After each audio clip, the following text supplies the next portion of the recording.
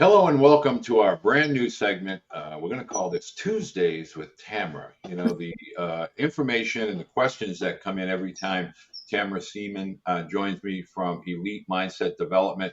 I figured we should have content to answer all of these questions because there's just so many of them. And Tamara's a busy mom as well as a busy business owner. So I wanted to take the time to provide parents that are sending in questions for Tamara the time for her to answer the questions directly. And today, we're going to be talking specifically about building mental toughness to manage performance anxiety in younger athletes, probably say middle school to high school. So, Tamara, thank you so much for joining me today.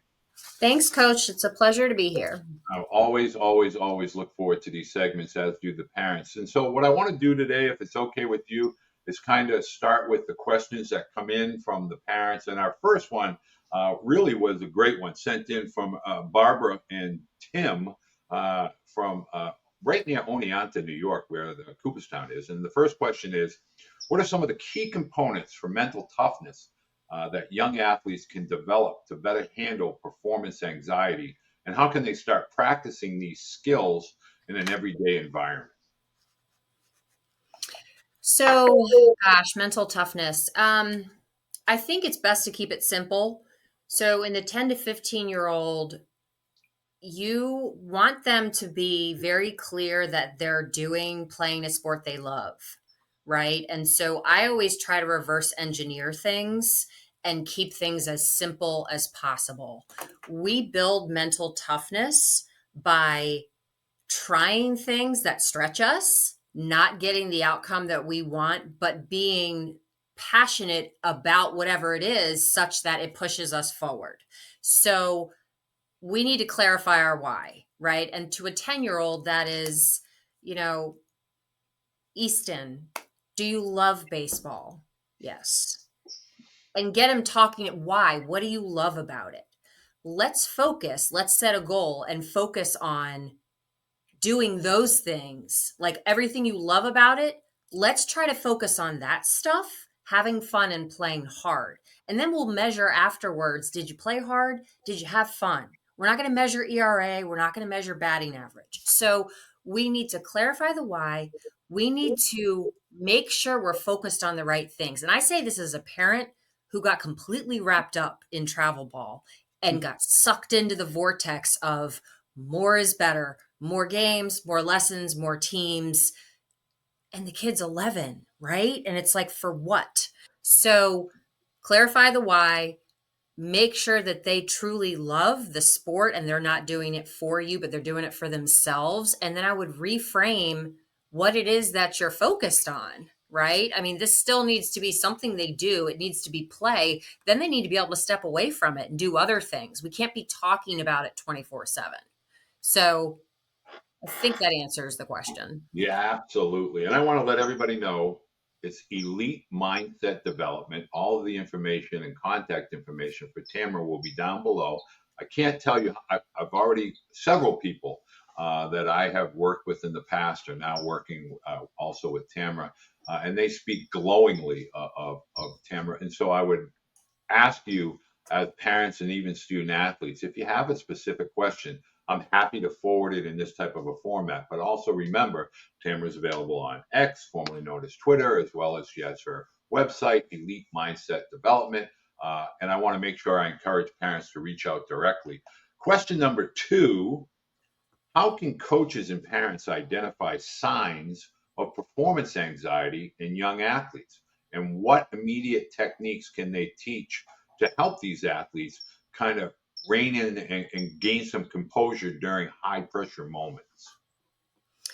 Yeah. So I think about the kid that is brought to tears because they didn't maybe have an outcome that others did. Um, I think that if we zoom out and just look at body language, is the child really stiff, really tense, clearly not the same athlete that they are in lessons or in practice? That's step one, that they're putting too much pressure on themselves. They're too focused on the outcome. So, what's the body language? in general, like we know, especially baseball and softball, this is a game of slumps. It's a game of ups and downs. So we have to normalize that. So, like, if somebody has a stretch of 5 games where maybe they're rolling over, just the video doesn't lie, right? Like, did you swing at the right pitch? Did you have the good mechanics, or were you swinging at garbage and letting the meatballs go by? Kind of like that. That's going to tell you a story. So body language, and then just kind of the over emotion that comes from the results. In terms of how we help them, the first thing we get them to do is to breathe. It Amen. is always my go-to, whether you're 8 or 18, because they're holding their breath, because they're so anxious about the result. So I want them breathing in pregame. I want them cutting up and breathing in the dugout. And I want them to try to think, what do you feel like when you're playing wiffle ball with your friends? And yeah, I'm oversimplifying when I say that, but that's fun. And I don't think you're stressed out. I challenge you to try to do that one pitch at a time, right? So breathing, relaxing, and telling them, I don't care about the outcome. Challenge yourself to trust your skills, find a good ball, and barrel it up. That's what I tell them. And I really think if parents and coaches were more aware, Tamara talks about body language and talks about emotions, things like throwing a helmet or banging a bat on the ground. I mean, the biggest thing is always to reemphasize poise and composure, have fun. Results don't matter. Just give it everything you have. Be an active participant. Mean be present, give it the best you have, and regardless of result, as long as you're having fun, nobody cares. Nobody cares. And I think that's something we need to be very conscious of with regard to the world of social media, and all of the emotions that go with that as far as expectations. Unplug expectations and just plug in fun. And I think young athletes will find that they have a more enjoyable experience. Okay, now this is one near and dear to my heart. This is coming in from Framingham, Mass, and this is somebody that's been blowing me up because you're working with a friend of his. Can you share an example of a story of a young athlete who might have overcame, performance anxiety through mental toughness training with you? Someone that's been working with you that may have been struggling previously, and now is finding, like a little bit of light at the end of the tunnel. And those steps have made a big difference in not only their performance, but their mood in general and their outlook with regard to sport. Yes. And it's fun. I spoke to this person today, and the feedback was, you reminded me to breathe. You helped me to reset myself before an at bat, because this kid would come up to the plate looking like there was a 100-mile sprint coming, or a 100-yard dash. They just like the amped up, right? Where we're so fired up, and this kid's got a big bat. So the expectation was every time I come up, I think I can hit a home run. And I'm like, all right, hold on a minute. That is ridiculous. So try to get your swing off, but your expectation is that you do a job for your team. And when that's the focus, it takes care of itself. So what the feedback was you helped me to breathe. You helped me to keep things in perspective, right? You helped me to evaluate myself and then turn the page and keep going. And so there were a lot of different ways that we did that, but that was kind of and it was consistency, Walt. It's not like I said this one time. Just like if you're learning a new pitch or you're learning how to swing and hit a curveball, like you don't do it 5 times. You got to do it for a couple weeks. You got to have that repetition until it's not even my voice anymore. They can hear my voice in their head, right? And it's their voice. And they take a breath in the box, and I don't even have to say anything. That's when I know they're going to be okay. One of the things that I always, and I have pictures of this from Little League through high school, college, and even into the major leagues. I used to tell both my boys, they were pitchers. And when something started to go awry, maybe they gave up a home run or they gave up a big hit or they walked a batter in a big situation, I always would have them take off their hats and look inside the brim of their hat. And I would always have them write poise, composure, breathe. So I always had the PCB.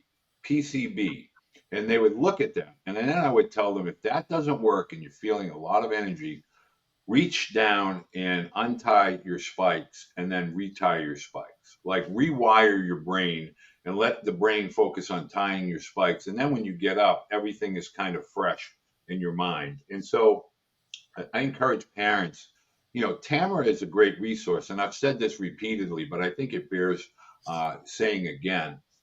One of the most important dynamics that I feel is missing is people that speak to our children or coach our children.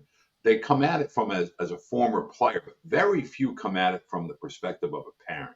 And Tamara does both. Former athlete, husband, former athlete, very high level athletes, but now living it as parents and being able to share that perspective. And Tamara, I really think that's what separates you, within this particular industry. I guess we're going to call it now mental performance training. Is that something that you encourage your athletes to kind of make sure they center themselves, take that deep breath, and then kind of move forward with the task at hand?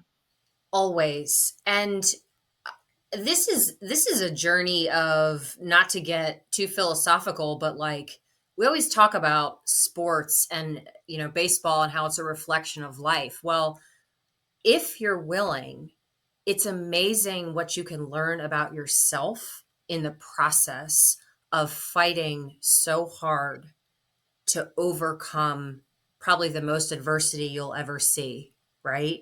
Arguably, that you sign up for. You're signing up for this. You're willingly Right, facing this. right. And so we all need different things. So outside of breathing, some people need to talk about it. Some people need to journal about it. Some people need to go cut up with their friends.